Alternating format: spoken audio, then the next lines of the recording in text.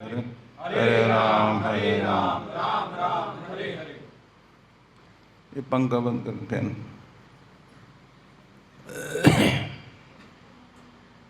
तदा करतली कृत्य व्याप्य हल हल विषम आभक्षन महादेव कृपया भूत भावन। कल का ही श्लोक है। प्राणी मात्रा के ऊपर दया कृपया भूत भाव, कृपा उत्पन्न हो गई कि जीव जल रहे हैं शिव जी को, और उन्होंने पूरा हल हल विष खुद पी लिया। हनुमान जी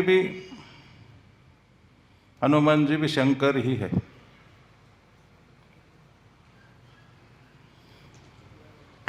मराठी संतों ने लिखा है, ध्वजस्तंभावरी वानरो तो मूर्तिमंत असे शंकरो।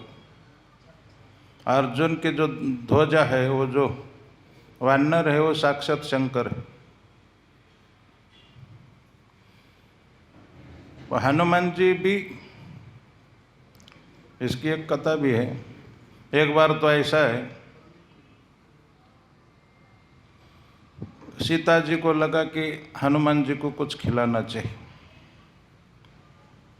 और बहुत कुछ बना के, बहुत पदार्थ बना के अपनी सखियों के साथ ले गए हनुमान जी को खिलाने। तो हनुमान जी को भी वात्सल्य भाव उत्पन्न हुआ कि माता जी खिला रही, तो बहुत खाने लगे। ऐसे भी हनुमान जी बहुत खाते हैं।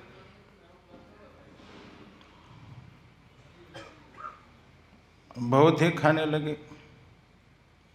परोसने के पहले पूरा खा लेते थे, उधर लाते तो उधर इधर पूरा, तब तक तो पूरा खा लेते। वो थक गई, राम जी की तरफ देखा। भगवान बोले, ठीक से देखो किसको खिला रही हो।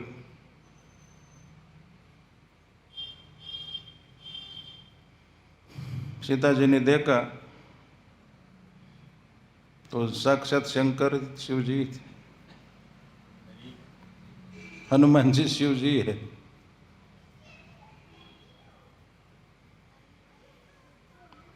तो ये भगवान बोले, जो अनंत कोटि ब्रह्मांड का प्रलय कर सकते हैं उनको तुम खिला रहे, कहाँ तक खिलाओगे। तो बेल पत्र मंगाया और 2 पत्र पर राम नाम लिखा, और बीच वाले में ओम नमः शिवाय लिखा, और जैसे हनुमान जी को धर दिया, उनके सिर पर रखा, डकार देने लगे। हो गया, बोले पूरा हो गया, खाना पूरा हो गया।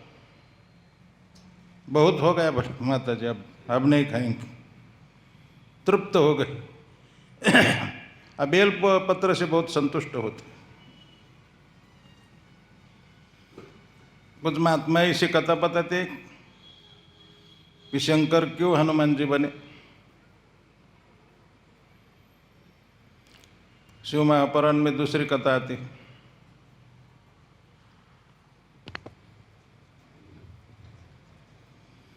एक बार नारद जी हिमालय के गुफा में भजन करने लगे, उनका मन लग गया, भजन में मन लग गया। हम लोग भजन करते हैं लेकिन मन नहीं लगता। मन नहीं लगेगा तो भी खाली नहीं जाएगा, लेकिन नारद जी का तो मन लग गया पूरा।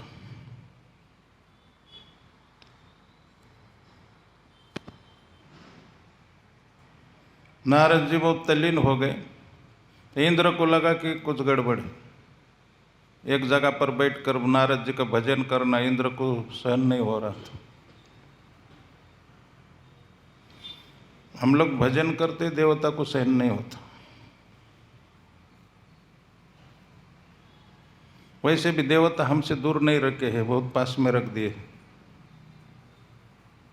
लेकिन हम उसका अनुभव नहीं करते। पास में मतलब आंखों के देवता सूर्य है, नासिका के देवता दोनों अश्विनी कुमार है हमारे, हाथ की देवता इंद्र है, पैर की देवता विष्णु है। इस तरह सभी इंद्रियों पर देवता बैठे, भले अनुभव ना हो, न कभी फायदा करते न कभी नुकसान करते, लेकिन है साथ में रहते।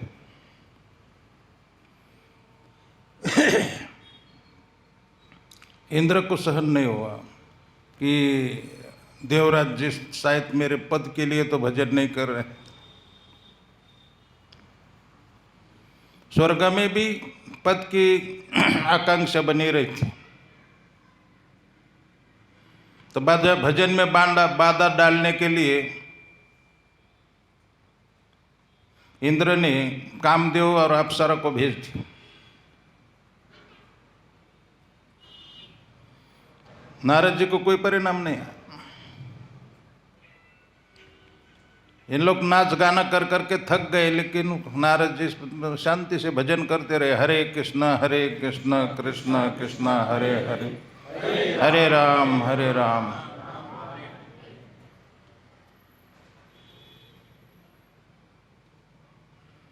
और बाद में ये थक के नाच कर थक गए, या सराय कामदेव सब उनकी सेना सब थक गई, गंधर्व जाग के नारद जी के शरण में चले गए, प्रणाम किया, दंडवत किया, बोले हमारी गलती हो गई, क्षमा कर दीजिए।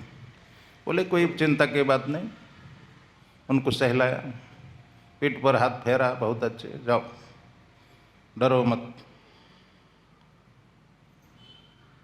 दुर्गुणों को सहलाना बेकार होता है।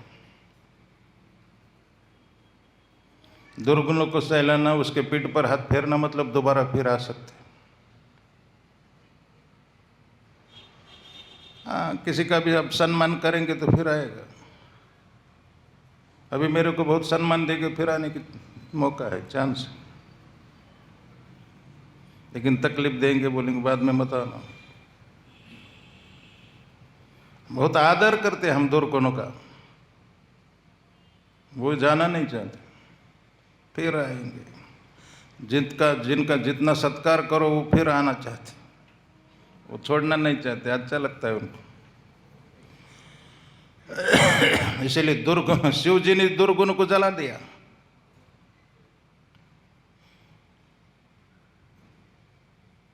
नारद जी को लगा कि मैं तो शिव जी के आगे हो गया, शिव जी ने तो काम को जलाया, मैंने तो काम को जीता और क्रोध को भी जीत लिया, मैं उनसे भी आगे है। शिव जी ने तो क्रोध किया था, मैंने क्रोध भी नहीं किया।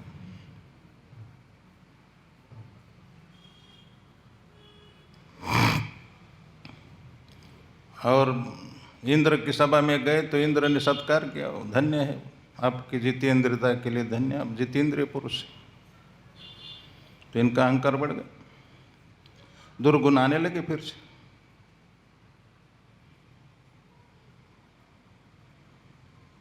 गर्व हो गया कि हाँ मैंने जीता है। वहां से ब्रह्मा जी के सभा में भी सत्कार हो गए, और वहां से शिव जी के पार, शिव जी के कैलाश में चले गए।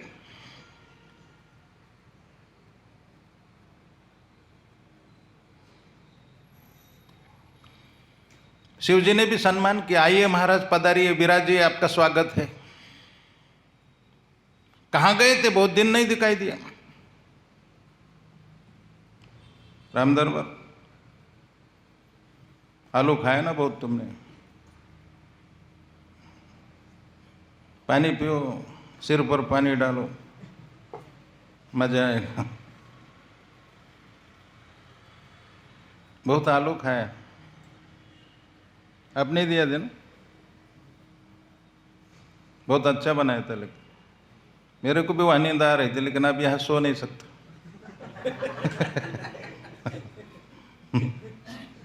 सोने का तो मन मेरा भी कर रहा है।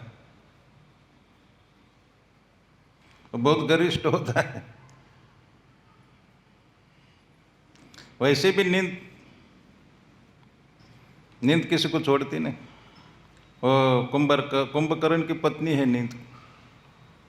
कुंभकर्ण को मारा तो बड़ी दुखी हो गई, भगवान राम के पास गई, मैं मेरे पति को मारा। राम बोले चिंता मत करो, कथा कीर्तन में जो असावधान हो जाएंगे उनके ऊपर सवार हो जाना, वो सब तुम्हारे पति।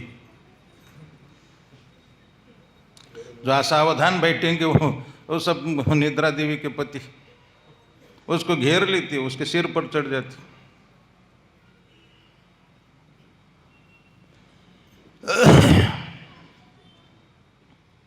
ओ क्या बता रहा था? नारद जी का पूछा, शिव जी ने पूछा कहाँ गए थे? आपको पता नहीं क्या?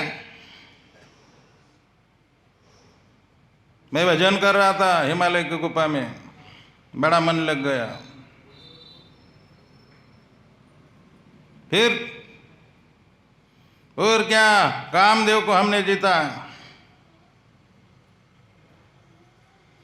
शिव जी ने कोई प्रशंसा नहीं की। शिव जी को लगा कि संत आए हैं, वैष्णव आए हैं तो राम की कथा सुनाएंगे, तो काम की कथा सुनाने लगे।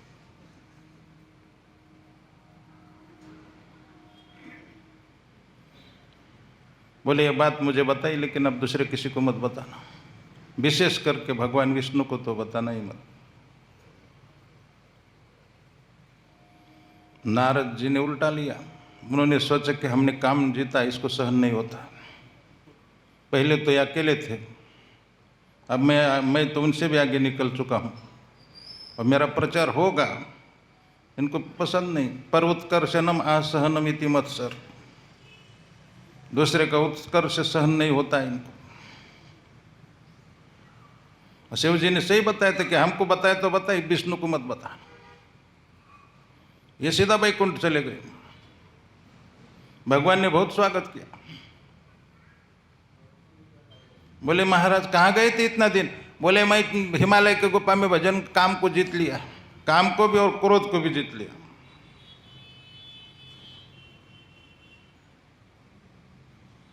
बोले आपको काम जीतने की क्या बात है, आपको कोई बड़ी बात नहीं काम जीतना। आपका नाम कोई जप करेगा नारद जी महाराज, नारद जी महाराज, तो भी काम जीत सकता है। तुकाराम महाराज ने कहा, तो कामने पापे जाति संताची जपे। वैष्णव का सही संत है जिनका जप करने से भी, जैसे हम प्रभुपाद बोलते, महाराष्ट्र में ज्ञान बा तुकाराम, तो सही वैष्णव है, उनका जप करने से भी पाप चला जाता है। भगवान ने कहा नारद जी आपका तो नाम लेने से भी पाप जाता है, काम जाएगा। आप कौन सी बड़ी बात है, आपने काम को जीता, ये कोई बड़ी बात नहीं। लेकिन भगवान ने सोचा कि ये तो इनको अहंकार हो गया, गर्व हो गया। तिल मात्र जरी होया अभिमान, मेरु तो समान भार देवा। तुकाराम महाराज कहते हैं तिल भर भी अभिमान अहंकार हो जाए किसी भक्त को तो भगवान को मेरु पहाड़ के जैसा लगता है, पर्वत के समान लगता है। छोटा भी अहंकार होना बहुत बेकार होता है, पूरा भजन नष्ट करेगा। इसीलिए बोले अब नारद जी का कुछ ना कुछ उपाय करना चाहिए इनके अहंकार के लिए। अभी ही काम जीतने की चर्चा नारद जी कर रहे थे, उधर देखा कि एक नगर देखा, 100 योजन बहुत बड़ा नगर देखा, चिल जितना नाम का राजा था। आप ये कथा सुन रहे, मैं इसीलिए सुना रहा हूं कि शिव जी हनुमान जी क्यों बने, वो बात याद रखना पहले।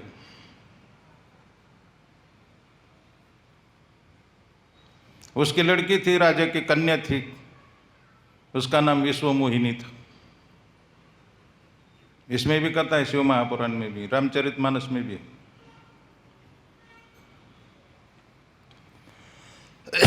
नगर बहुत सुंदर लगा नारद जी को, वैकुंठ से भी अच्छा लगा, क्योंकि माया का नगर था। माया है ना, वैकुंठ से अच्छा लगने लगती है। अब समझ रहे? माया का जो बनाया वस्तु है ना, वो वास्तव में अच्छा नहीं होता, लेकिन हमको वैकुंठ से भी बढ़िया लगता है। इसलिए तो हम इस जगत को छोड़ना नहीं चाहते, यही अच्छा लगता है। सभी जितने भी असुर है इसी शरीर को ही रखना चाहते। ये सब शरीर नरक का है, ये बना हुआ शरीर नरक का है, लेकिन असुर चाहते कि हम इसको अमर बना दें। आत्मा तो अमर है ही, लेकिन ये रावण और ये हिरण्याक्ष हिरण्यकश्यप ये सोचते थे कि हमारा शरीर अमर हो जाए। आत्मा को अमर कहने की कोई जरूरत ही नहीं, वो तो है ही। शरीर को अमर, इसी शरीर को हम रखना चाहते हैं बहुत दिन तक, ढोना चाहते हैं नरक को।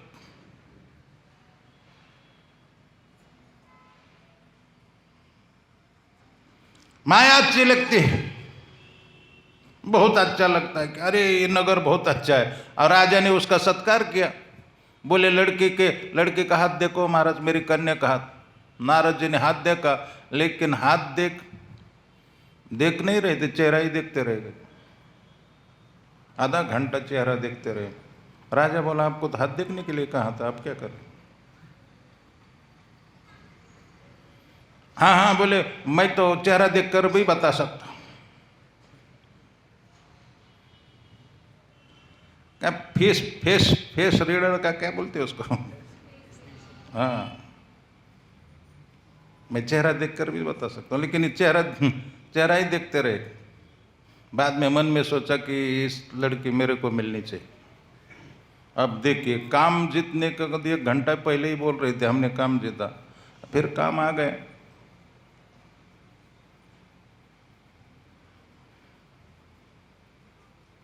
दुर्गुण को बहुत प्रशंसा करने से फिर आ सकते, लेकिन जब उनको मालूम होगा कि इस जगह पर हमारी प्रशंसा होने वाली नहीं है, तो फिर नहीं आएंगे। यदि धैर्य धारण सुनकर एक उदाहरण सुनना चाहते हैं तो मैं बता सकता हूँ, समझना थोड़ा कठिन है।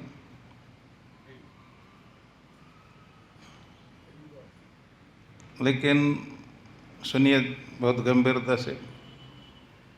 न्याय शास्त्र का उदाहरण है, प्रधानस्य कुलवधुवत्, प्रधानस्य कुलवधुवत्, गांव का मुखिया की पत्नी के समान, ऐसा अर्थ होता है शब्द का। प्रधानस्य कुलवधुवत्, ये उदाहरण। 2 दोस्त थे। कभी कभी दोस्त बोलता था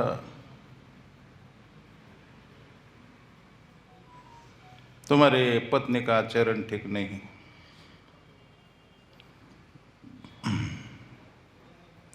और ये आगे चलकर बहुत बेइज्जती होगी। तो वो डांटता था, यार क्या तुम हमारे घर में झगड़ा लगाने आए? तुम मेरे मित्र हो इसीलिए मैं मान जाता हूं। लेकिन बोले मित्र तो वो है को पंत निवारी सुपंत चलावा, गुण प्रगटई अवगुण दुराव। मित्र तो वो होता है हाँ, जो आप अपने मित्र को अच्छे मार्ग पर चलाए। कुपंत निवारी सुपंत चलावा। इसीलिए मैं तो आपका मित्र हूं, इसे आपके हित की बात करूंगा, मैं असली मित्र हूं, धोखेबाजी करने वाला नहीं। तो बोले प्रूफ बताओ। न्याय शास्त्र का उदाहरण है, कल्पना नहीं। बहुत समझ में जब आएगा तब बहुत अच्छा लगेगा आपको।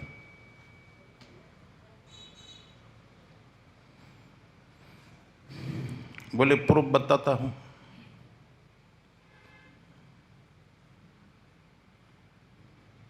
पुरावा चाहिए।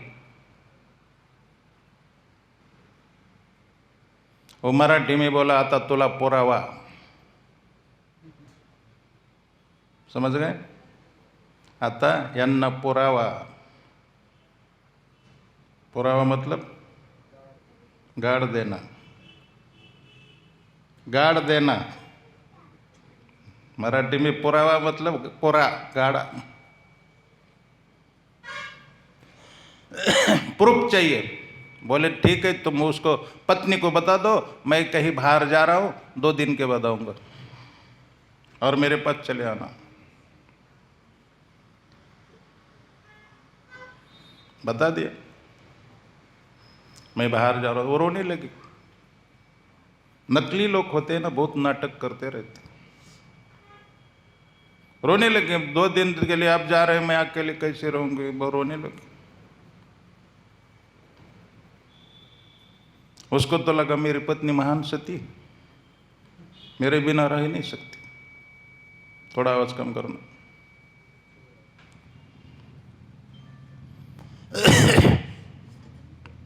और चला गया। मित्र के घर गए, कहीं बाहर नहीं गया।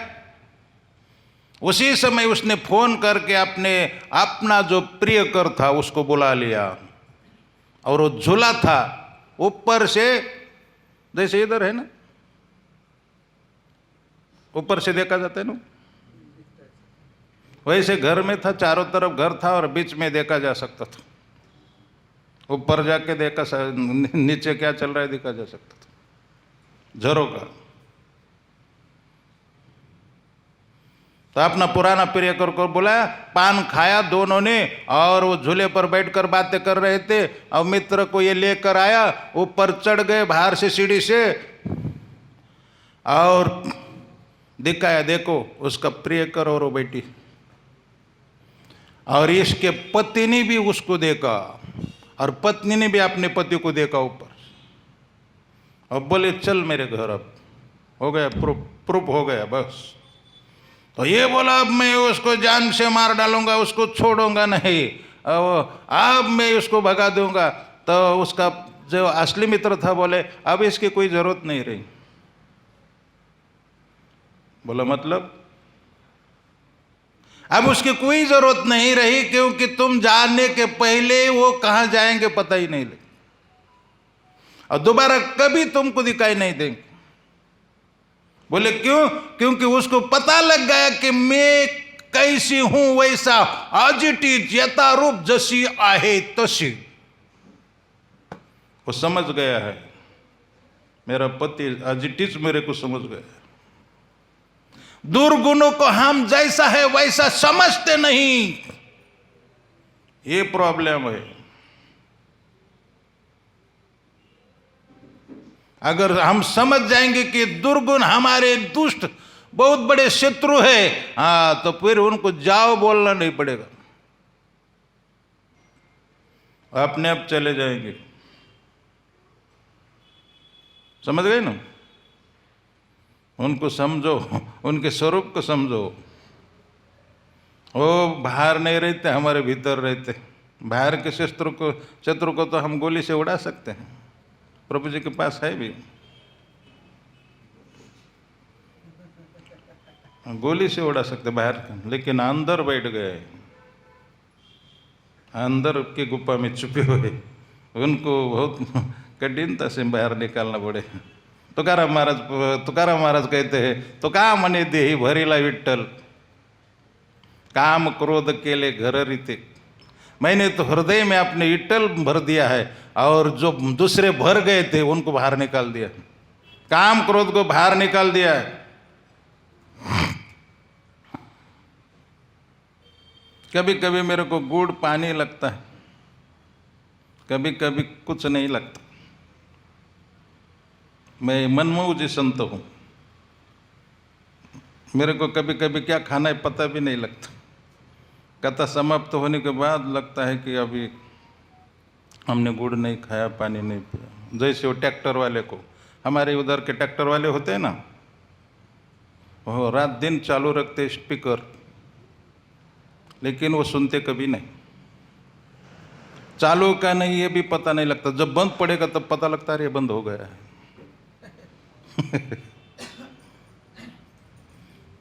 दुनिया को तकलीफ देने के लिए चालू रखते हैं हमेशा।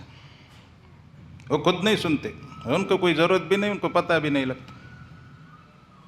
मोबाइल बंद करके रखना, थोड़ा देर 5 मिनट में ही प्रवचन खत्म होगा, बाद में आप दिन भर चालू रखना। तो ये विकार जो है उनके असली स्वरूप को हम समझ नहीं पाते, इसीलिए वो तंग करते हैं।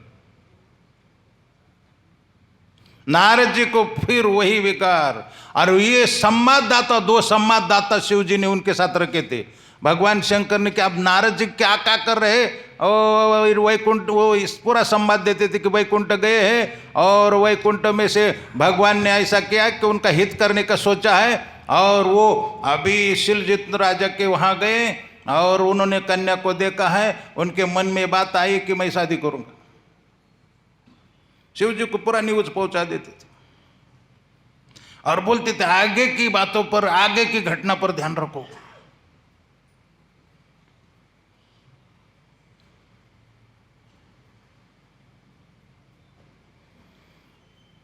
तो भगवान के पास गए, बोले मुझे आपका रूप चाहिए। भगवान मन में सोचे अभी तो आप बोले थे मैंने काम को जीता है, और अब रूप क्यों को चाहिए? बोले मुझे शादी करनी, आपके जैसा रूप नहीं होगा तो मेरे को मिलेंगी नहीं। भगवान ने ऐसा रूप दिया, नीचे, यहाँ से नीचे तो पूरा शिव, भगवान विष्णु का चतुर्भुज रूप दिखाई देता था, और ऊपर बंदर का रूप बना, बंदर का रूप बनाए ऊपर। आए, शादी के मंडप में आए, लाइन में बैठ गए, और वो विश्वमोहिनी माला लेके स्वयंवर में आई। जैसे ही नारद जी को देखा तो मुंह फेर लिया,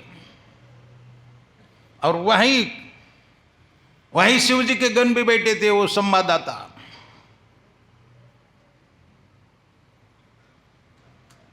उनको पूरा मोबाइल करते थे, फोन करते थे शिव जी को, क्या घटना घट रही। अभी बोले देखिए वो ईश्वर मोहिनी ने नारद जी को देखा है और मुंह फेर लिया है, और इतना ही नहीं, उनके पंगत में जितने राजा बैठे थे उनके तरफ भी उन्होंने नहीं देखा, क्योंकि भगवान बोले थे कि नारद मैं तुम्हारा साधारण हित नहीं करूंगा, परम हित करूंगा।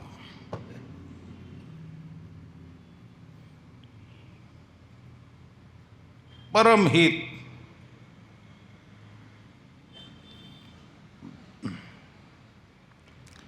शिव जी को जैसे ये संवाद मिला, शंकर बोले कि यही परम हित हुआ है, यही परम हित हुआ है। मतलब माया, जिसको आप माया उनके तरफ देख ही नहीं सकती, यही उनका परम हित है।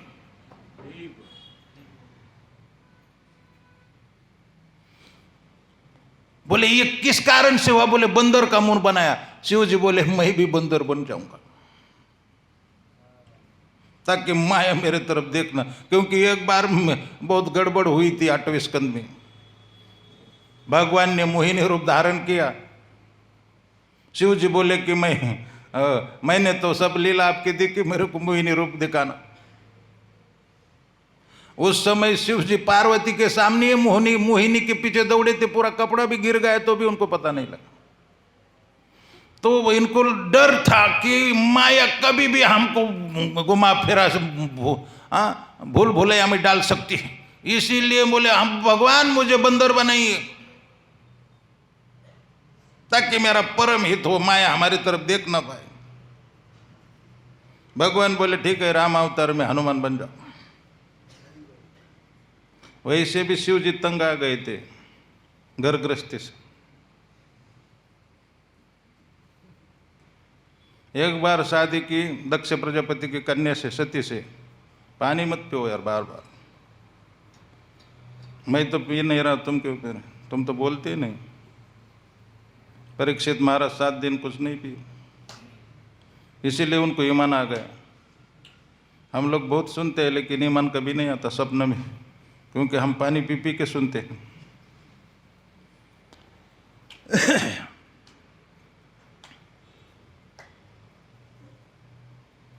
क्या बता रहा था? हाँ?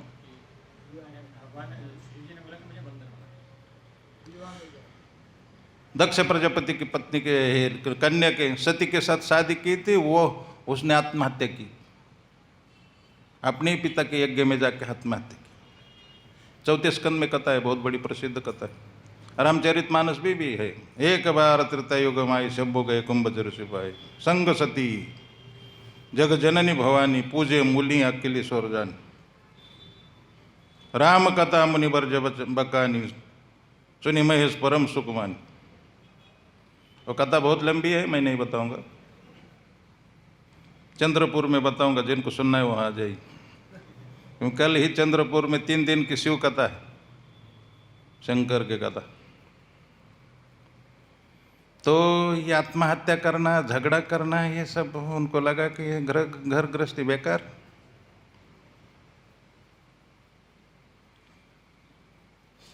पत्नी नहीं अच्छा मिलती है ना, तो बहुत तकलीफ होती है। वो तो तुकाराम महाराज ही, तुकाराम महाराज ऐसे लोग सहन करते। तुकाराम महाराज ने बोला, भले बरे केले देवा बाईल कर्कश, बरी है दुर्दशा जनामती।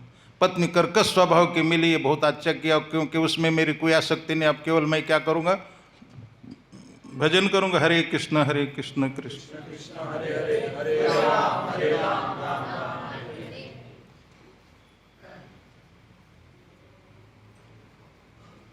जन्म भर सहन करना बड़ा कठिन होता है। हमको तो कोई अनुभव नहीं, आप लोगों को होगा, पता नहीं।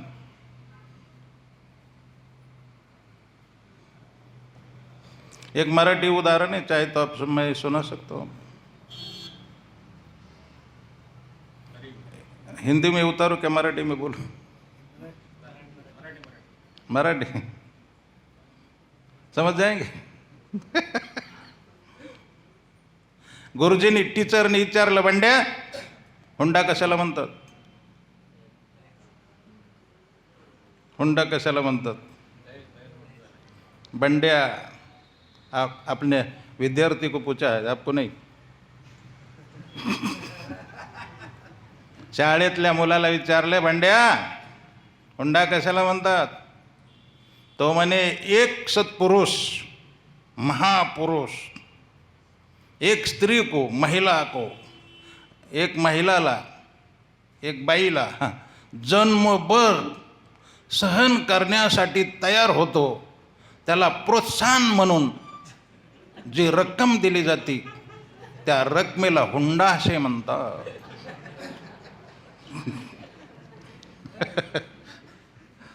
समझ गए? बहुत सहन करना पड़ता है, ऐसा लोग बोलते मुझे पता नहीं। मैं तो कभी कभी एक दूसरा उदाहरण भी सुनाता हूँ। दिल्ली का लड्डू खाया वो भी पछता है, नहीं खाया वो भी पछता है। कुछ लोग मेरे को बोलते हैं, महाराज बहुत आपका अच्छा है, हमको हम बहुत दुखी है, शादी करके पछताया है बहुत। ऐसा भी कहा गया है कि शादी होने का जो पहला वर्ष होता है उसमें पत्नी को चंद्रमुखी बोला जाता है। चंद्रमुखी, दूसरे साल में सूर्यमुखी, तीसरे साल में ज्वालामुखी।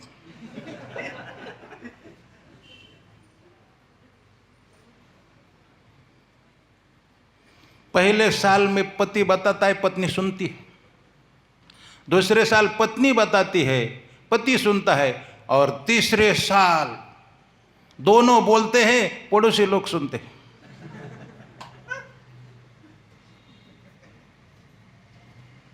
बहुत कहानी है।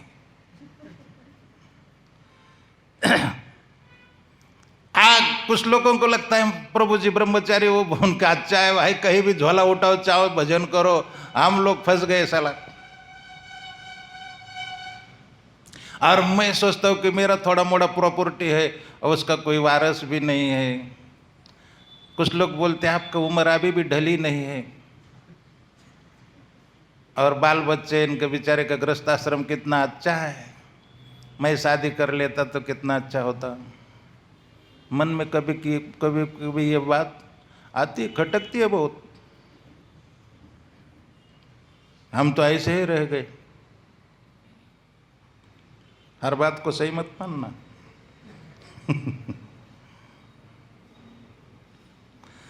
एक उदाहरण सुनाता हूं। एक की पत्नी शिवजी सती ने आत्महत्या की, उस बात के ऊपर मैं उदाहरण दे रहा हूं।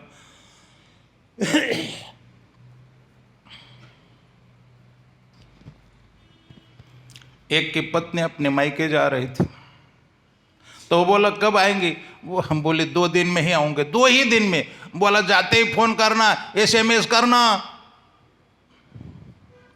नहीं तो खत लिखना। उसको कुछ सूझ ही नहीं रहा, तो कुछ भी बोलने लगा। खत लिख। अब खत लिखने की क्या जरूरत है? जब फोन है तो फोन पर बात कर सकते, तो खत के क्या लिखना है? लेकिन उसको कुछ सूझ नहीं रहा था। रेलवे स्टेशन तक चला गया पहुंचाने के लिए, प्लेटफॉर्म पर।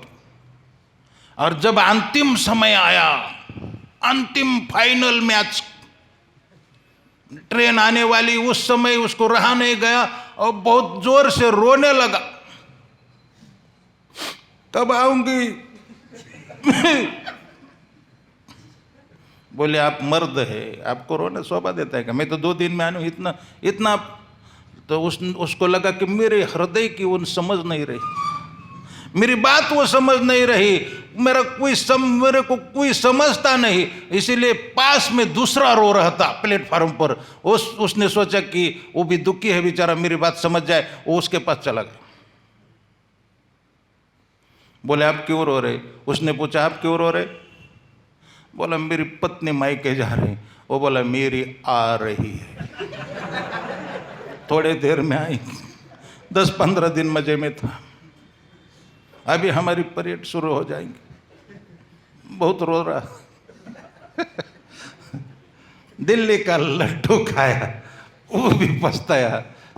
शिव जी बोले अब शादी दोबारा नहीं करना है, भजन नहीं करना है। लेकिन भगवान ने आदेश दिया शादी करो। तपस्या करने भगवान प्रकट हो गए, शादी करो। वो शंकर जी को आदेश दिया। बोले नहीं नहीं, मैं शादी नहीं करूंगा। और उसने, मेरे पत्नी ने, सती ने आत्महत्या की, मैं तो कभी नहीं शादी करूंगा। अच्छा हुआ पिताजी के घर मर गई, मेरे घर मरती तो और पुलिस का वो नौबत आ जाती मेरे को। कैसा हुआ, क्या हुआ, तुम्हारे में अनबन कैसी हुई, 12 पूछताछ बहुत होती।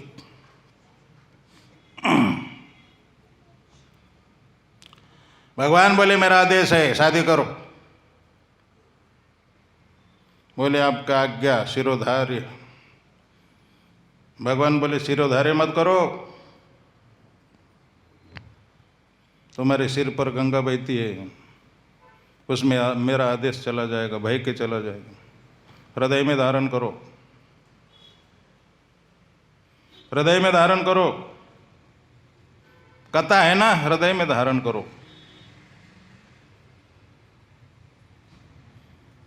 जो दिमाग में, खोपड़ी में और मन में कोई बात नहीं रहती, हृदय में धारण करो। एक चांबार था और वो जूता सिलाने का, उसके पास रापी थी। आप मराठी समझ ही जाते हैं। लेकिन पास में रखी थी, लेकिन वो भूल गया। मैं वहीं था। मैं बोला क्या ढूंढ रहे? बोले रापी। मैं बोला वही है, आपके हाथ के नीचे पास में है। हाँ देखिए महाराज, अभी मेरे खोपड़ी में, दिमाग में रहता ही नहीं, भूल जाता हूँ। लेकिन एक को गांव में शादी थी और सब लोग जा रहे थे, बहुत बड़े आदमी की शादी थी। लेकिन उसका भाई को सब लोग पूछते थे आप नहीं जाएंगे क्या? हाँ आपके घर की शादी है, आप नहीं जाएंगे क्या? हाँ आपको बुलाया नहीं क्या? वो बोला मैं कभी नहीं जाऊंगा। मेरे को ऐसे शब्द बोला है, वो ऐसे शब्द मेरे हृदय को लग गए। मेरे हृदय से उस बात कभी निकल नहीं सकती। मैं वो कभी नहीं उसके शादी में जाऊंगा। क्यों? कि हृदय के जाता नहीं। हृदय में जो बात बैठ जाती वो कभी नहीं जाती और दिमाग में कभी नहीं रहती। इसीलिए कथा है ना हृदय में। मैं कभी अभी देखिए, इसके गांव में कथा थी 9 दिन, मैं कभी पढ़ता नहीं, कभी देखता नहीं, क्योंकि कथा हृदय में है। दूसरी बात यह है, मेरे पास एंटीना है। लोग बोलते कि ये क्यों रखा है, मैं बोला एंटीना है, इससे सब आते ही पूरी लीला भगवान की दिमाग में उतर जाती। मेरे एक सिख मित्र थे नांदेड़ में, बोले आप में इतना छोटी सी चोटी है, उसमें से पूरी भगवान की लीला उतरती, मेरा तो पूरा बुचड़ा है, मेरे में क्यों नहीं उतरती? मैं बोला आपके नीचे आर्थिंग है, समझ गए? इधर से आती है, लेकिन वो दाढ़ी में से चली जाती। मेरा वैसे कोई आर्थिंग नीचे नहीं, आर्थिंग नहीं रखा।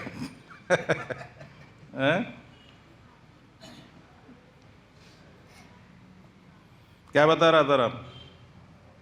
भगवान बोले हृदय में था। लेकिन शिव जी को लगा कि एक जीवन मेरे को ब्रह्मचारी रहना चाहिए, क्योंकि घर में बहुत झगड़ा होता रहता है, क्योंकि झगड़ा का ही काम है उनके घर में।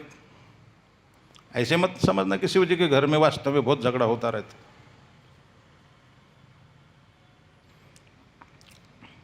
शिव जी का वाहन नंदी, देवी का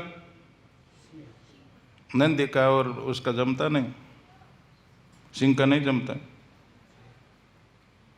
गणेश जी का वाहन मूस चिवा,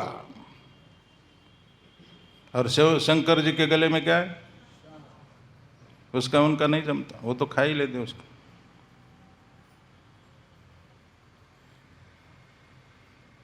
कार्तिक स्वामी का वाहन है मोर, वो सांप को छोड़ता नहीं।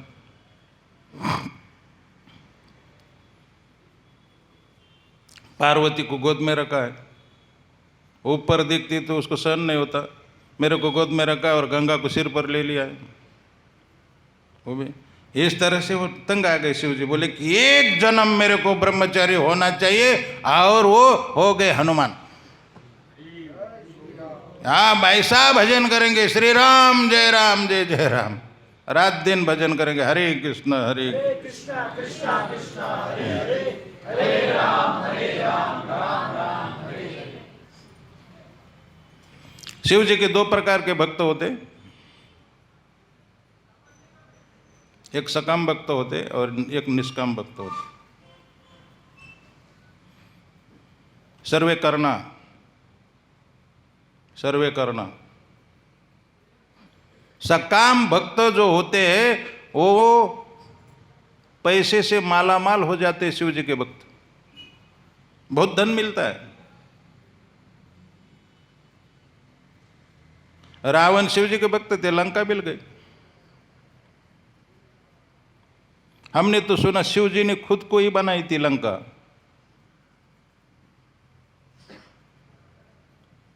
सोने की लंका शिव जी ने अपने लिए खुद बनाई थी। बोले वास्तु शांति के लिए। वास्तु शांति समझते हैं ना,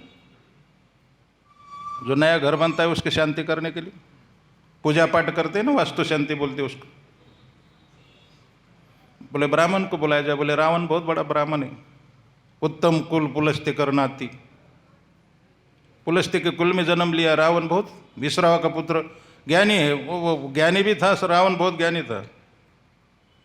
बोले अभिषेक करने के लिए वास्तु शांति रावण को बुलाया जाए। रावण को बुलाया, वास्तु शांति की। शिव जी बोले महाराज दक्षिणा, ब्राह्मण देवता दक्षिणा। बोले लंका मुझे दे दीजिए, लंका मुझे दे दीजिए। लंका मांग लिया, पूरा घर ही पूरा मांग लिया।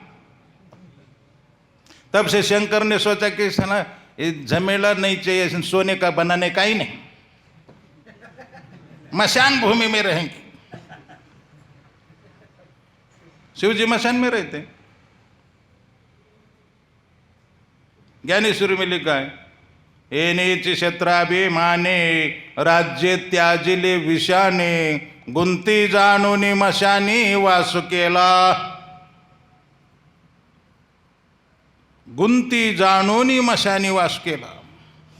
गुंती मतलब हम अटक जाएंगे, इस प्रपंच संसार में अटक जाएंगे। अब शिव जी कभी अटकने वाले नहीं है। और फिर भी उन्होंने सोचा कि हम मशान में रहेंगे, और मशान में रह के चिता जलती हुई देखते रहेंगे, चिता को। और काशी को महाश्मशान कहा गया है।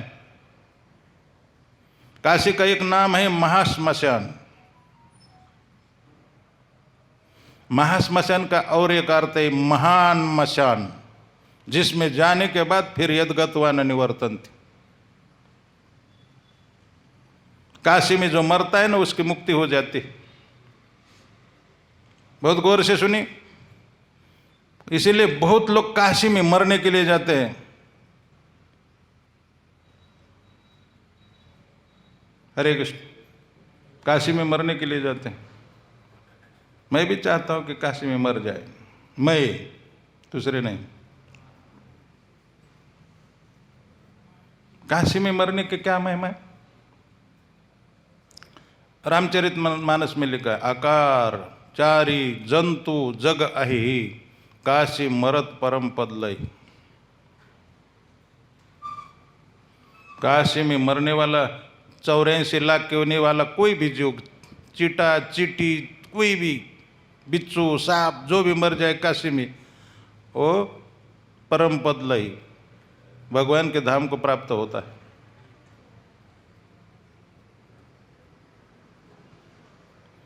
ये वहाँ ये सब महिमा कैसी हो गई उसकी, काशी की?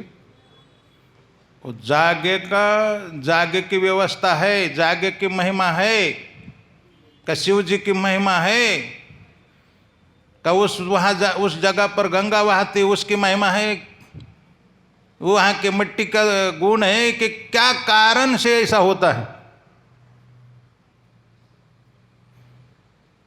वो भी गोस्वामी ने बताया।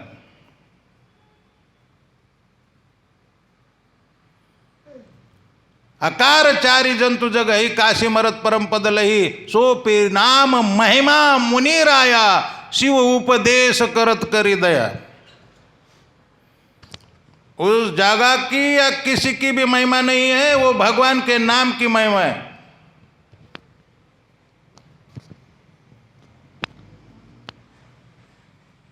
नाम की महिमा है। और नाम तो आप कहीं भी लीजिए, वही परिणाम निकलेगा।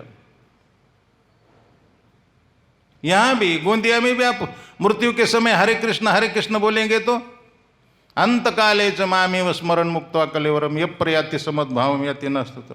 आप कहीं घर में मर जाओ, चाहे खेत में मर जाओ, लेकिन नाम स्मरण। इसीलिए भगवान ने कहा कि तस्मात् सर्वेषु कालेषु मामन स्मरण, मेरा स्मरण करते रहो। कहीं भी मर जाओ, कोई फर्क नहीं पड़ने वाला, वहीं पहुंच जाओगे। वहां मरने का मतलब है, काशी में मरने का मतलब है, वहां शिवजी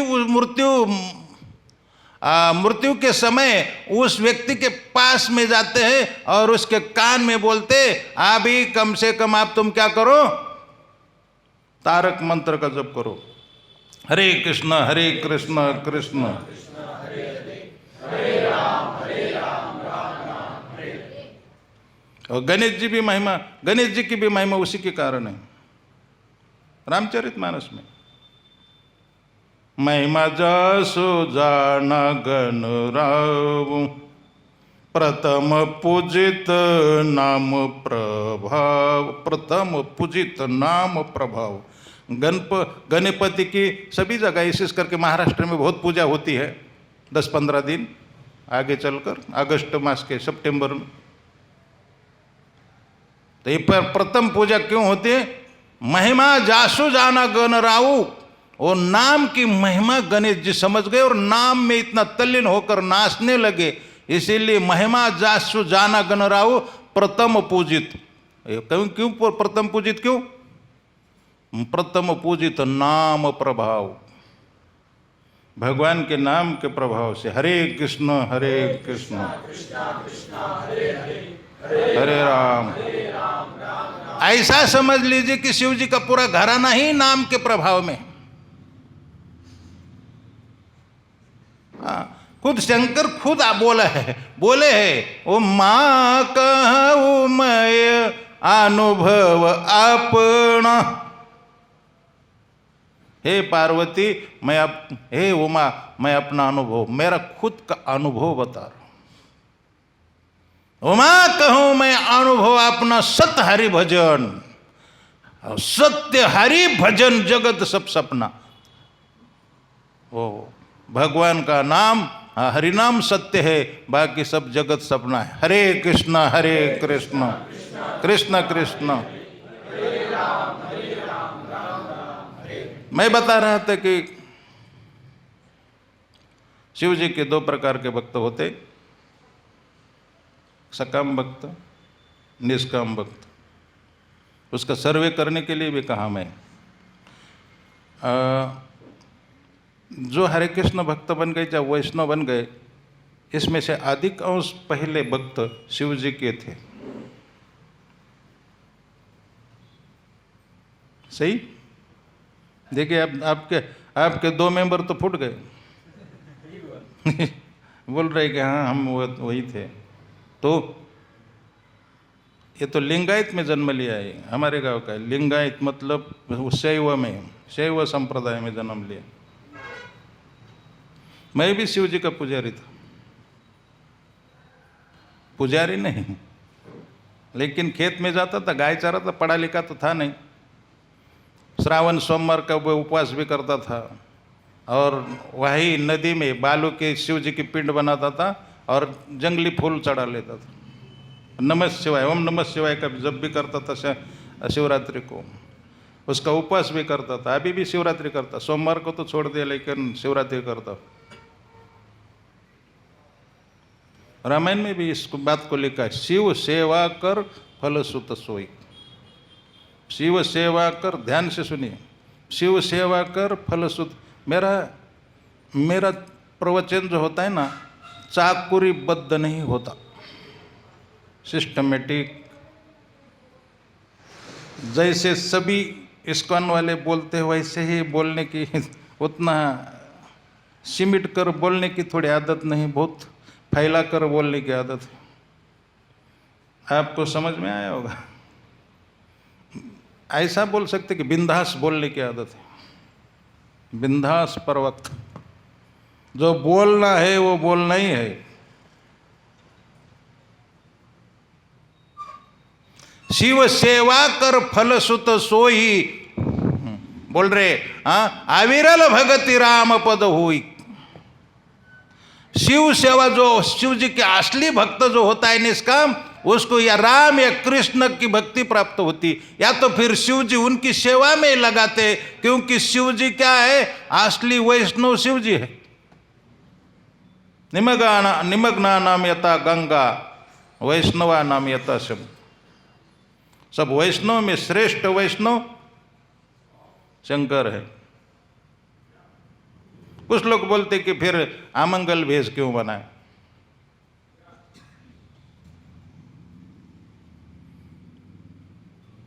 कुछ लोग होते हैं ना, आपने को दिखावा नहीं करना चाहते, चुप गुप्त वैष्णव रहते। वैसे शिव जी ने सोचा कि हाँ हम गुप्त रहेंगे, दुनिया को तमाशा नहीं दिखाएंगे, कोई हमको अच्छा ना समझे।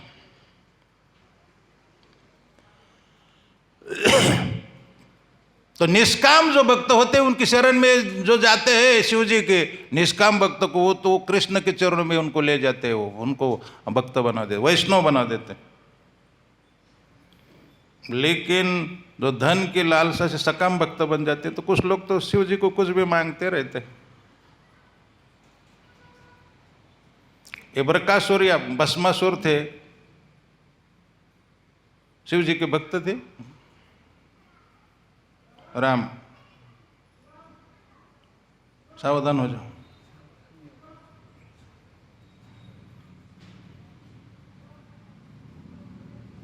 बहुत भक्ति किया, शिव जी प्रसन्न थे, लेकिन शिव जी को लगता था कि चिता भस्म मेरे को डेली चाहिए।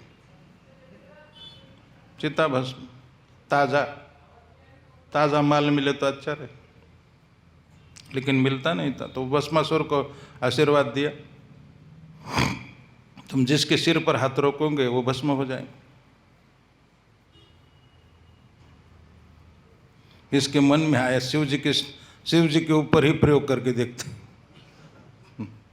और इनकी पार्वती हम ले जाएंगे। देखो कितनी बुद्धि दुर्बुद्धि। और शिव जी के उस सिर पर, अब ऐसा उन्होंने ये तो नहीं कहा था कि मेरे को छोड़कर सबको, आशीर्वाद सबके लिए था, वो शिव जी को भी था। शिव जी भाग गए और भगवान को लगा क्या, तो भगवान का भजन करने लगे शिव जी। अब भगवान को लगा मेरा भक्त भाग रहा है, तो भगवान बीच में आ गए, बहुत सुंदर रूप धारण करके आए। कुछ लोग बोलते ब्राह्मण का रूप, बुढ़े ब्राह्मण का रूप धारण करके लाए, उसको घुमा दिया। लेकिन कुछ लोग बोलते बहुत मोहिनी रूप धारण करके, बहुत सुंदर रूप धारण करके उसके सामने आए, मैं भस्मासुर के सामने आए और बोले अब ये तो पागल ही तक काम ही था। जैसे उनको देखा भगवान रूप धारण करे मोहिनी रूप, तो कैसे लगेगा, बहुत सुंदर, पागल हो गए, बहुत सुंदर था। शिव जी को भूल गए, शिव जी भाग गए।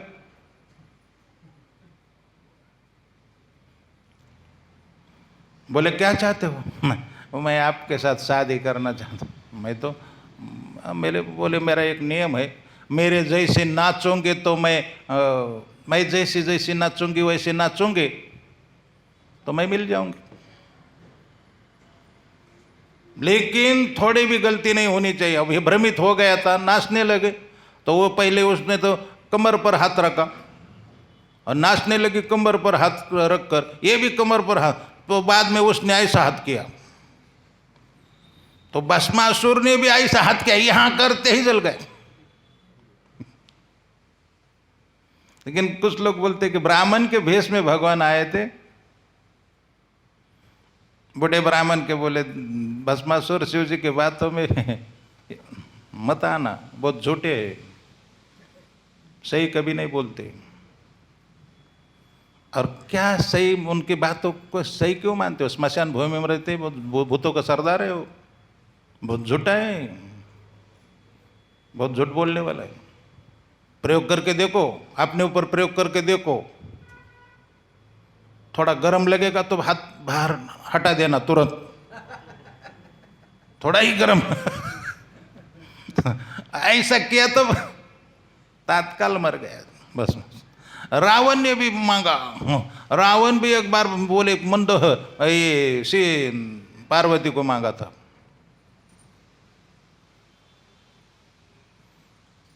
पार्वती रोने लगी, इसीलिए शिव जी को औडरदानी कहा गया। आशुतोष और औडरदानी, जो भी चाहे कुछ भी मांगो, पत्नी मांगो, कुछ भी मांगो, तुरंत दे देते और बहुत जल्दी प्रसन्न हो जाते। इसीलिए उसके कारण बहुत जल्द लोग उन्हीं की सेवा करना चाहते हैं, बहुत जल्दी प्रसन्न हो जाए। रावण बोले कि मेरे को पार्वती चाहिए, बोले ले जाओ। पार्वती रोने लगी, भगवान की आराधना की, भगवान आए ब्राह्मण के भेष में, बोले कहाँ ले जा रहे हो?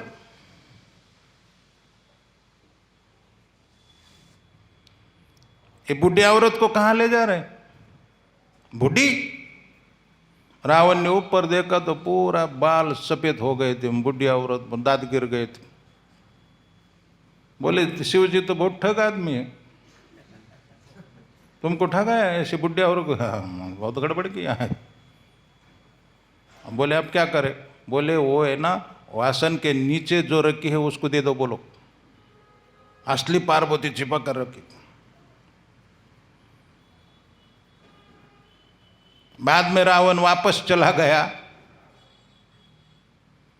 अरे बोले तुमने तो असली पार्वती आसन के नीचे छिपा कर रखी, उनको दे दो।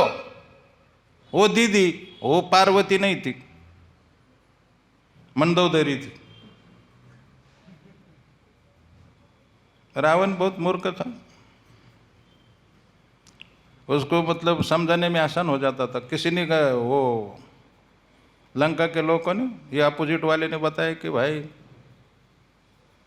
आप तो राम का नाम लेने नहीं देते, इस दुनिया को ही आप डांट फटकार करते, तो ठीक नहीं है। आपके घर में भजन होता है? बोला रावण, बोला मेरे घर में? हाँ। बोले तुम्हारे घर में भजन, तुम्हारा भाई भजन करता। बोले कौन? बोले विभीषण, रात दिन भजन करता है। तुलसी का पौधा लगाया है और मंदिर भी बनाया। राम नाम अंकित गृह शोभा वर्णि न जाई, नव तुलसी का वृंद तहा देख के हर्ष कपिराई। सुंदरकांड में नव तुलसी का वृक्ष वहां लगाया हुआ था विभीषण के। हाँ, भुवन पुण्य एक देखी सुहावन, हर मंदिर था भिन्न बनावा। भगवान का मंदिर भी बना दिया था। तो रावण बोले विभीषण को बुलाओ, सारी दुनिया को मैं मना कर रहा हूं राम नाम लेने के, और ये खुद मेरे घर में ऐसा, घर का भेद अलंग का ढंग।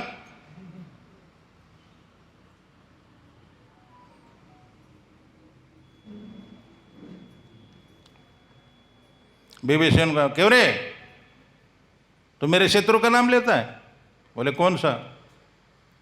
हमने सुना है तू राम का नाम लेता है। हाँ डेली लेता हूं। बोले कैसे? खाता मेरा और मेरे बैरी का नाम लेता है? नहीं नहीं। बोले लोग समझते नहीं, रहस्य को समझते नहीं, ये लोग लंका वाले लोग रहस्य को समझते नहीं। बोले कैसे? वो बोला मैं आपका नाम लेता हूं, आपका और भाभी का नाम लेता हूं। बोले कैसे? वो ऐसा है ना, राजाधिराजा महाराजा रावण, महारानी मंदोदरी, ऐसा बोलने में बहुत लंबा होता है, मैं शॉर्टकट लेता हूं। आपका पहला अक्षर और भाभी का पहला अक्षर, आपका पहला अक्षर और मंदोदरी का पहला अक्षर, रावण का रा, मंदोदरी का माँ, राम नाम ये। रावण उठ के खड़ा हो गया, विभीषण को आलिंगन किया, तुम बहुत निष्ठावान हो। बोली हाँ। विभीषण बोला मैं निष्ठावान हूं, निसटने वाला नहीं। पक्का निष्ठावान हूं। आज जपा करो बोले रात दिन। अब बोले वो तो मैं छोड़ने वाला नहीं। विभीषण बोला मैं तो छोड़ने वाला, रात दिन जप करूंगा, हरे कृष्ण हरे कृष्ण कृष्ण।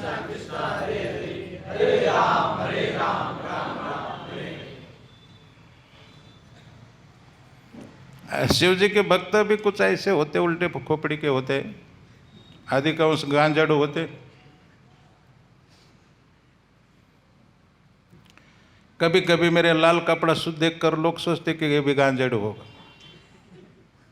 अब खेत में से कभी कभी जाता हूं तो गांजड़ू लोग मेरे को चिल्लाते, महाराज रुको महाराज रुको। पास में आने के बाद वो कंटी माला और देखकर सोचते कि अरे शायद तो ये नहीं गांजा पीते होंगे। वहां से फिर चले जाते। मैं बोला क्यों, क्या भाई? नहीं हमको लगा हमारे पार्टी के हैं। तेरी पार्टी। और कभी कभी ऐसा भी होता है, तंबाकू खाने वाले भी मेरे पास आते। एक बार खेत में से जा रहा था, वो जो एक चिल्लाया जोर से, रुको रुको महाराज रुको। मैं रुका, मुझे लगा कि भाई लोग कभी कभी पैर दर्शन करने के लिए, पैर पकड़ने के लिए आते, तो मैंने जूता निकाल के पैर उसके सामने किया, लेकिन उसने देखा भी नहीं। मैं सोचे तो दर्शन नहीं कर रहा है, तो फिर मैंने अपना जूता डाल दिया था। मैं बोला क्यों क्यों चिल्ला? मैंने बोला मेरे पास तंबाकू है लेकिन चूना नहीं है। चूना है क्या आपके पास? हम खाते ही नहीं, हमको कहा मैं चूना क्यों? और आया अभी तो मैं दीहू में गया था, एक आदमी पैर पकड़ने के लिए आया, दौड़ के आया, बीड़ी पी रहा था और बीड़ी हाथ में लेकर आया, मेरे को बोला बीड़ी पकड़ी।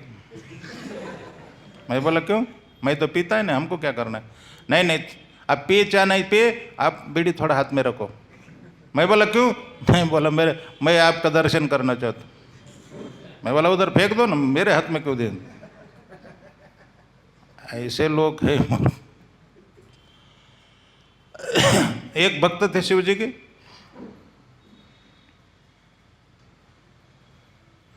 भजन किया, नमः शिवाय जप करने लगे।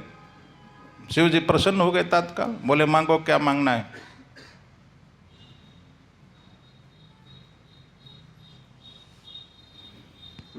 बोले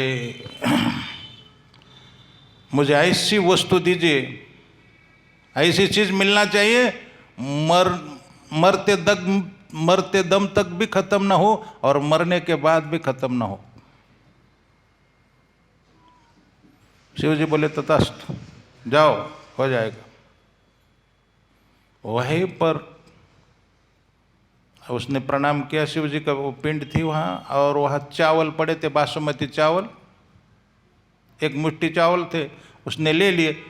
देखा कि बाद में वो चावल फिर वहाँ है और भी चावल है, वो फिर लेते गए, एक बोरा ले लिया, बोरा भर गया तो भी वो चावल खत्म नहीं हो रहे थे, क्योंकि शिव जी ने वरदान दिया। फिर वो बोरा लेके घर में गया, बाद में वो वापस आऊंगा, सोचा उसने बाद में वापस आऊंगा।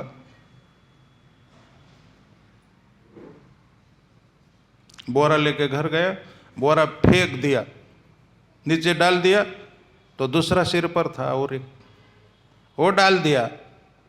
50 कुंटल बोरा ऊपर से डालता तो एक सिर पर था ही। वरदान दिया, मरते दम तक भी खत्म ना हो, मरने के बाद भी खत्म ना हो। वरदान मांगा तो उसकी पत्नी को दया आ गई, बोली थोड़ा पानी पी लीजिए और थोड़ा गुड़ खाइए, थक गए हैं आप। पानी पिया और गुड़ खाया, इतना बड़ा गुड़ मुंह में डाला, वो भी खत्म नहीं हो रहा है। खाता है वो फिर बन जाता है। पानी का लोटा फेंक देता है, फिर हाथ पर तैयार हो जाता है दूसरा। अब बोले क्या करे भाई, वो बोरा फेंक देता है, फिर नया तैयार हो जाता है। ऐसा करते करते मर गया तो सब लोग आए उठाने के लिए, 4 आदमी उठाने के लिए आए। उठाया तो एक खाली और था।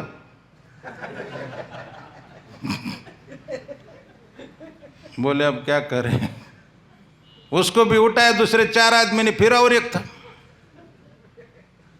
बोले इसको तो ले जाए भाई, बाद में भी इसको देखेंगे, नहीं तो इधर ही जला देंगे। उधर नीचे उतारने लगे, नीचे उतारने लगे तो फिर एक खांधे पर तैयार हो गए, उसको भी उतारा तो फिर कंधे पर दूसरा तैयार हो गया, मर गए। बोले अब हमारी भी पुण्यतिथि होने वाली, क्योंकि उसने मांगा ही ऐसा था कि मरने के बाद भी खत्म ना हो। तो बोले अब एक ही उपाय है ऐसा करने का, नीचे रख देने का, बोल के हाँ बोल के नीचे रख देने का और चारों तरफ चारों भाग जाने का, वही एक उपाय है। बोले हाँ, और नीचे रख दिया, चारों तरफ 4 भाग गए तो चारों के ऊपर एक हो गया।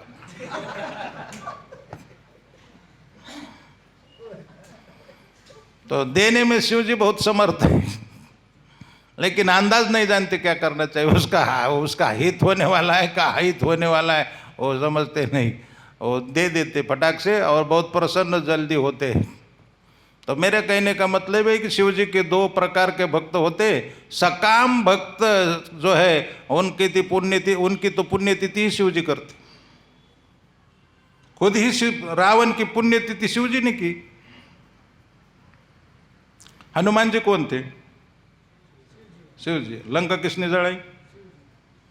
लंका ही नहीं, उसकी दाढ़ी भी जलाई। तुकाराम महाराज बोलते, हनुमंत महाबळीन दाढ़ी रावणाची जाळी। क्योंकि उन्होंने क्या किया मालूम? वो जब पूंछ को आग लगाए तो पूंछ लंबी करके रावण के पूरा मुंह के पास ले गए, उसको भड़ाक से जला दिया, उसको भी, लंका को भी जला दिया। और वो रावण उनका भक्त है, शिव जी का। शिव जी हनुमान जी है, शिव जी हनुमान है ना। इसीलिए भक्ति में और एक रहस्य मैं बताता हूं आपको। जो ही संपदा शिव राव नहीं दिए दिनी दसमात, सोई संपदा विभीषण नहीं संकुच दिनी रघुनाथ। बहुत ध्यान से सुनिए। जय संपदा शिव राव नहीं दिए दिनी दसमत। ये लंका की, सोने की लंका जो है, ये प्राप्त करने के लिए, और दूसरी एक कथा है और उसमें कहा गया कि रावण को एक एक सिर काट के देना पड़ता, 10 बार 10 सिर काट के देने पड़े थे, तब जाके वो लंका मिली।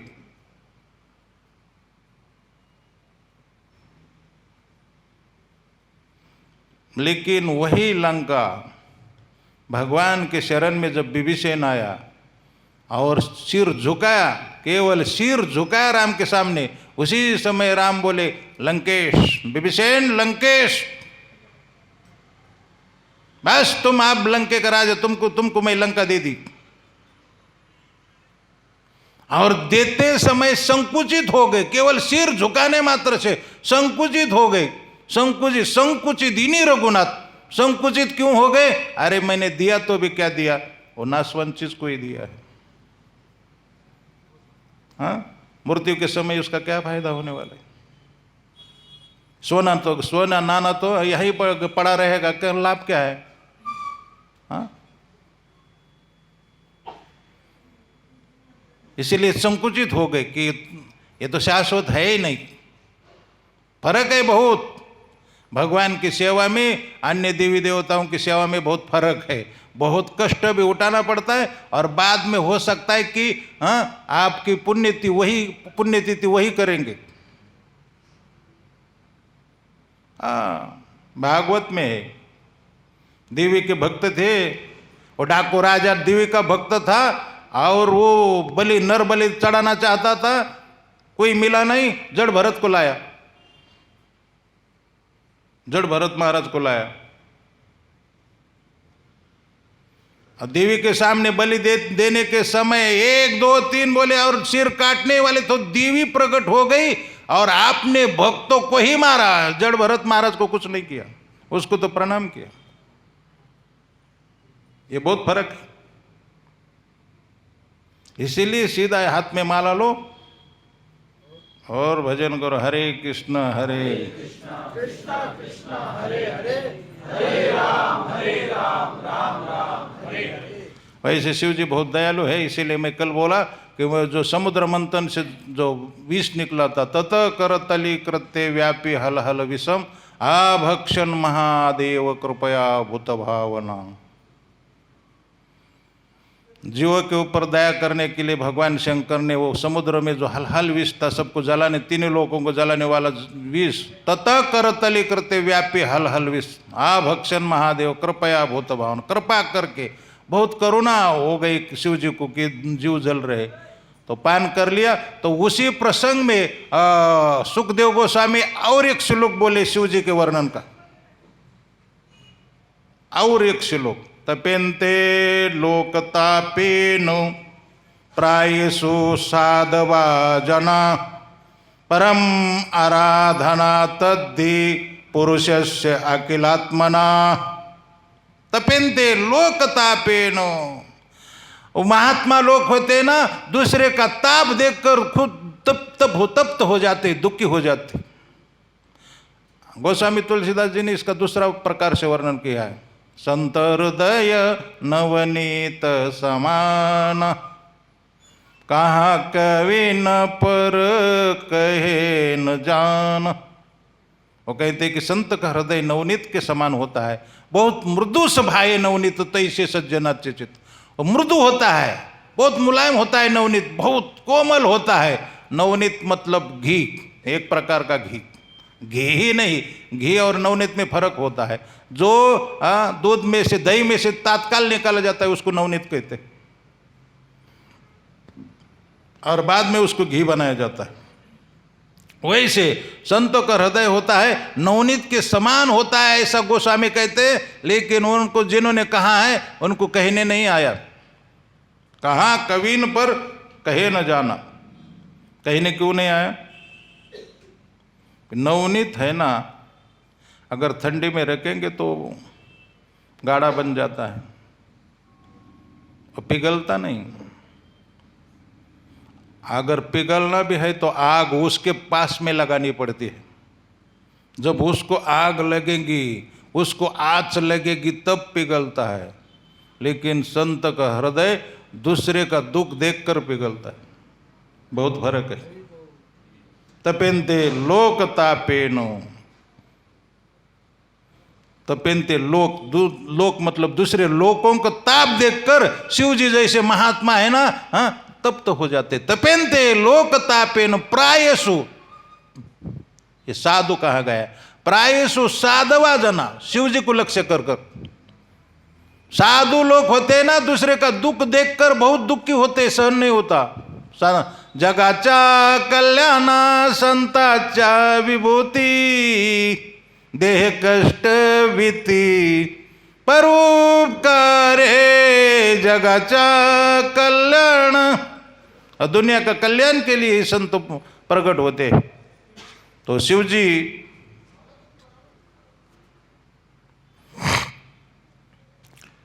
बोले इतना वो दुनिया के लिए कष्ट क्यों? सर्वभूत हिते रतः, गीता में कहा गया सर्वभूत, सब प्राणी मात्रा के हित में रत हो जाते हैं। सर्व प्राणी मात्रा का हित करने में रत हो जाते हैं, तल्लीन हो जाते हैं। तो बोले वो ऐसा क्यों करते, प्राणी मात्रा की इतनी सेवा क्यों करते हैं? बोले क्योंकि परम आराधना तद्धि पुरुषस्य अखिलात्मना। वो ऐसा समझते हैं कि जो सबके हृदय में भगवान है, ईश्वर सर्वभूतानां हृदयेषु अर्जुन तिष्ठति, हाँ, सर्वस्य चाहं हृदय सन्निविष्टो मत स्मृतिर्ज्ञान अपोहनं वेदेस्य सर्वहि रहमेव वेदो वेदांत कृत वेद विदेव च। सबके हृदय में जो भगवान बैठे हैं उन्हीं की आराधना समझते हैं। आत्मा की, वो जीव की भी और परमात्मा की, दोनों की आराधना। तपेन्ते लोक तापेन प्रायसु साधवा जना परम आराधना तद्धि। वो परम आराधना, उनकी आराधना, वो उनकी भक्ति समझते, परम आराधना तद्धि। और बोले किसकी? पुरुषस्य अखिल आत्मना, उस पुरुष की जो सभी जीवों के आत्मा है। अखिल आत्मना, सब जीवों के आत्मा है, सब प्राणी मात्रा के आत्माओं के भी आत्मा जो परमात्मा है, वो सबके हृदय में रहने वाले, उसकी आराधना वो समझते हैं। इसीलिए शिव जी ने विष पान किया। हरे कृष्ण प्रवचन समाप्त हुआ है। ऐसे ही मेरा प्रवचन फटाक से खत्म हो जाता है, जैसे करंट चला जाता है। कोई प्रश्न है तो पूछ सकते।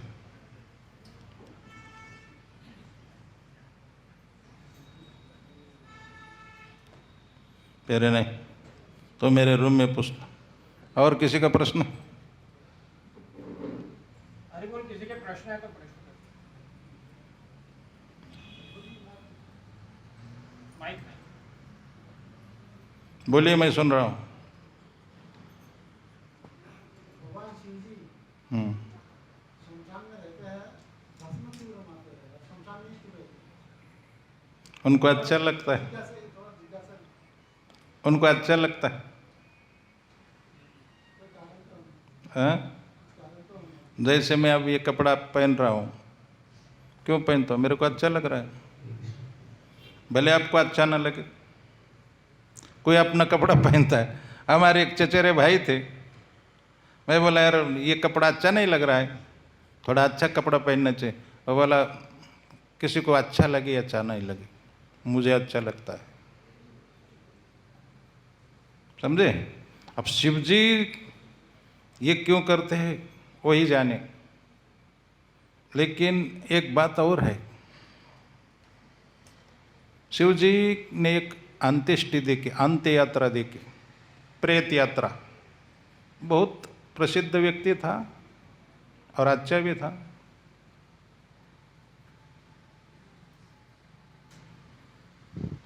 और उसके कारण लोग दुखी थे और सब लोग बोलते थे राम नाम सत्य है।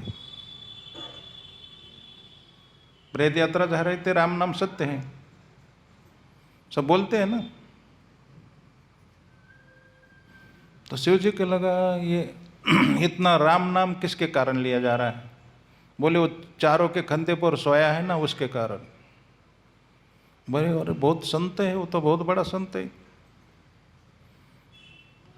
वो अकेले ही लाखों लोगों के मुख से भगवान का नाम निकाल रहा है, उसका मैं दर्शन करना चाहता हूं। लेकिन यात्रा बहुत बड़ी थी और आगे वाले ने जाकर उसको जला भी दिया। जाकर शिव जी पूछे भीड़ भाड़ में, वो किधर है महात्मा? वो बोले जल रहा है।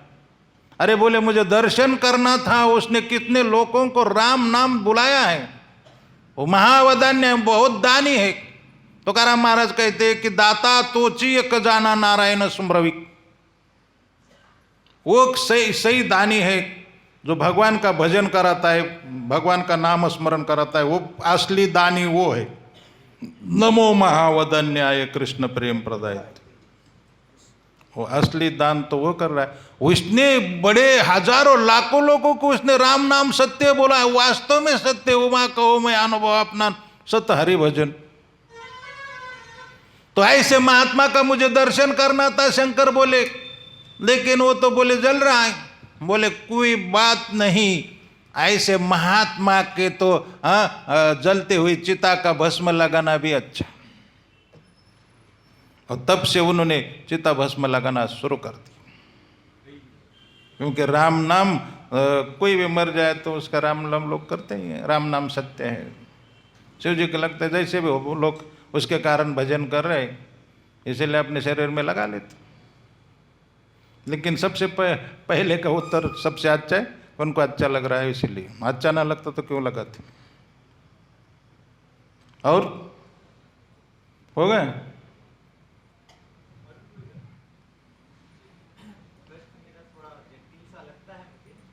ठीक है, कोई बात नहीं, बोलो। प्रश्न मेरा थोड़ा सा जटिल सा लगता है। कहा गया है कि गीता में भी मैंने कहीं सुना था किसी के मुख से कि प्रभु हर किसी के शरीर में हर जगह वास करते हैं, कण कण में है।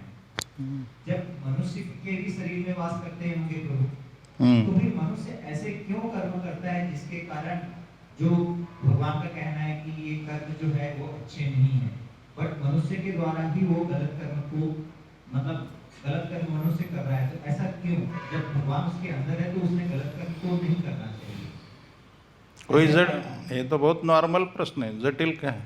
जटिल इसमें ये लगता है मुझे। आपको लगता है? मुझे नहीं। आपसे ही इसलिए मैंने पूछा है प्रश्न, ताकि मेरे को आसान हो जाए मेरे समझने के लिए। ऐसे ही जीव है ना, भगवान तो उसके सामने प्रकट होना ही चाहते हैं हमेशा, लेकिन जीव उनको नहीं चाहता है। जिनको जीव उनको नहीं चाहता है। जैसे आप मुझे अमृत दे रहे, लेकिन मैं बोलता हट जाओ, मुझे नहीं चाहिए, हमको ये जरूरत नहीं है। कुछ लोग मेरे को बोलते दूध लीजिए दूध लीजिए, उसके गाँव में गया तो सब लोग बोलते आप दूध पीते हैं, दूध दे, चाय पीते हैं क्या? नहीं। मैं बोला चाय मैं तो चाय को, बोले फिर दूध लीजिए। लेकिन मैं बोला यार हम कुछ लेते नहीं, मत मना कर दिया। वैसे भगवान तो बहुत कृपालु है, आपके सामने हमेशा प्रकट होना चाहते हैं, लेकिन आपने मुंह फेर लिया है। जीव उनको चाहता नहीं, जीव विषयों को चाहता है। इसीलिए नाहम प्रकाश सर्वस्या योग माया समावृता, सबके सामने मैं प्रकट नहीं होता, क्योंकि मैं कल ही बोल रहा था काम क्रोध आड़ पड़िले पर्वतन राहिला अनंत पलीकडे। बीच में जो है काम क्रोध का जो लाइन लग गई है ना आपके और भगवान के बीच में जो दीवार बन गई है, वो पहले जब हट जाएंगे तब तो भगवान प्रकट हो जाएंगे। और कभी कभी भगवान आपको डायरेक्शन भी देते चैत्य गुरु के रूप में कि ये गलत है, ये मत करना, और उसको मालूम भी होता है, लेकिन विकारों के कारण वो सुनता नहीं, विकारों के कारण मानता नहीं, विकार उसको सूझने नहीं देते। लेकिन अगर वो दृढ़ निश्चय दृढ़ संकल्प होकर भजन जब करने लगता है तो भगवान तो फिर आगे पीछे डोलने लगते, उसके पास में ही रहती। आप ठीक से भजन करना चालू कर देंगे शास्त्र के अनुसार तो आपको अनुभव होने लगेगा। वैसे भी चैत्य गुरु के रूप में वो डायरेक्शन देते रहते हैं ना। 4 प्रकार के गुरु होते हैं, शिक्षा गुरु, दीक्षा गुरु, चैत्य गुरु, वर्तम प्रदर्शक गुरु। तो चैत्य गुरु की जो डायरेक्शन है हृदय से ही आता है कि भाई ये गलत काम कर रहे तुम, लेकिन हम मानते नहीं। कोई चोरी कर रहा है तो चोर को भी डायरेक्शन आता है, मत करो यार, तो लेकिन वो मानता है। ऐसे विचारों को ठुकरा देते हैं वो लोग। भगवान क्या करेंगे फिर? जब सुन नहीं रहे तो बोल भोगना पड़ेगा। आप सुनेंगे नहीं तो भोगना पड़ेगा। समझ गए ना? जी ये तो बात समझ में आई, लेकिन फिर एक उसमें प्रश्न उठता है। प्रश्न तो उठते रहते हैं। बोली कि ये जो तर्क है ना, जब समाप्त हो जाएंगे तब भजन ठीक से होने लगेगा। क्योंकि सुनिए सुनिए सुनिए, कुतर्क वाले का भजन नहीं होता। इसीलिए और सब प्रश्न तब छूटते हैं मालूम है, जब भगवत साक्षात्कार हो जाएगा तब। विद्यन्ते हृदय ग्रंथि छिद्यन्ते सर्व संशया। तब तक तो कोई भी प्रश्न पूरे नहीं छूटते। बोली इसको इसका मतलब विराम दे दिया जाए तो ज्यादा उचित रहेगा। नहीं तो फिर एक प्रश्न उठेगा, फिर उत्तर देना पड़ेगा, फिर एक प्रश्न उठेगा, फिर उत्तर देना पड़ेगा। सही है। सबसे अच्छा है कि सब तर्क को छोड़ो, कृष्ण के शरण में चले जाइए। हरे कृष्ण। सबसे वही सबसे लाभकारी होगा। नहीं तो तर्क तो कभी भी तर्क की कोई प्रतिष्ठा नहीं होती। तर्को प्रतिष्ठो श्रुतयो भिन्न। वेद में भी अनेक प्रकार के मत है। इसी पद में है, इसी श्लोक में कहा गया तर्को प्रतिष्ठो श्रुते। वेद का ज्ञान भी तर्क पर आधारित है और तर्क की कोई प्रतिष्ठा नहीं होती, उसका कोई आधार नहीं होता। अपने मनगढ़ंत बातों से कुछ ना कुछ जोड़ते जाते हम लोग, वो बेकार। इसीलिए जो संशय छोड़कर बहुत श्रद्धा के रूप में सरेंडर होते हैं, वो तात्काल उस पद पर, मतलब वो भक्त के पद पर चले जाते, भक्त हो जाते। और तार्किक लोग होते हैं ना, उनको भगवान सपने में भी नहीं आते। सपने में भी आना मुश्किल है। तुकाराम महाराज ने खुद बोला है, तार्किकाचा टाका संग पांडुरंग स्मरहो। तार्किक लोगों का संग ही छोड़ दो, नहीं तो उनके कारण आपके भी स्वप्न में भी भगवान नहीं आएंगे। इसीलिए तर्क को छोड़ के केवल शरणागति के रूप में, भक्ति है ना वो शरणागति का उपाय है। और सब शंका छोड़कर सरेंडर होना सबसे अच्छा माना गया। उसको लाभ तुरंत होने लगता है। और कोई प्रश्न?